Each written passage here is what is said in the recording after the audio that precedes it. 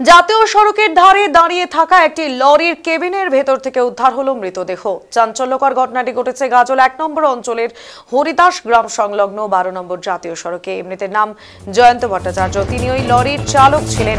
উত্তর দিনাজপুরের ডালখোলা যাওয়ার পথে গাজলে জাতীয় সড়কের ধারে লরি দাঁড় করিয়েছিলেন চালক। তার বাড়ি নদিয়া কল্যাণী হরিণঘাটা এলাকায়। এদিন তাকে ডাকাডাকি করলেও কোনো সাড়া মেলেনি। এরপর গাজল থানার পুলিশ এসে লোকজন নিয়ে গাড়ির লকার খুলে মৃতদেহটি উদ্ধার করে নিয়ে যায়। কিভাবে ওই লরি চালকের মৃত্যু হলো তা নিয়ে দেখা দিয়েছে ধোঁয়াশা।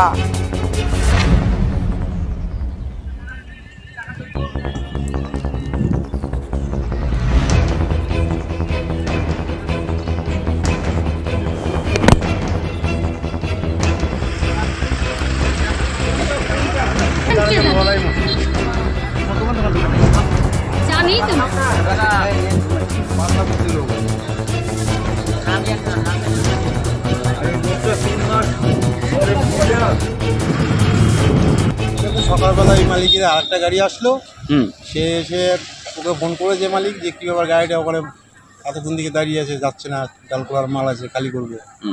যে সে আসে ডাকলো, ডেকে দিয়ে ও তো দেখছে যে কী নড়ছে না। ও আবার দোকানে গিয়ে টিফিন করলো, টিফিন করে দিয়ে পরে আবার ডাকতে আসে।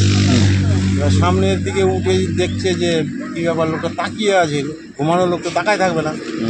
যে নেমে দিয়ে আমাকে ডেকে নিয়ে আসবে, টাকা চলো তো যেয়ে দেখি কী ব্যাপার। আমি আসলাম, এসে দিয়ে আমি উঠলাম, উঠে দেখলাম যে হ্যাঁ হাতগুলো পিঠের উপরে রাখা আছে আর ঘুমিয়ে আছে তাকিয়ে। দিয়ে তারপরে মালিককে বলা হলো এই ঘটনা। দিয়ে তারপরে পুলিশ ডাকছে,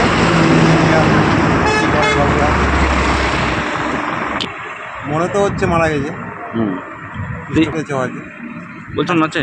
হ্যাঁ, পুলিশ প্রশাসন আসছে। হ্যাঁ, পুলিশ প্রশাসন এসেছে। তো এখন তো সেটা তো সবই বলতে পারবো না।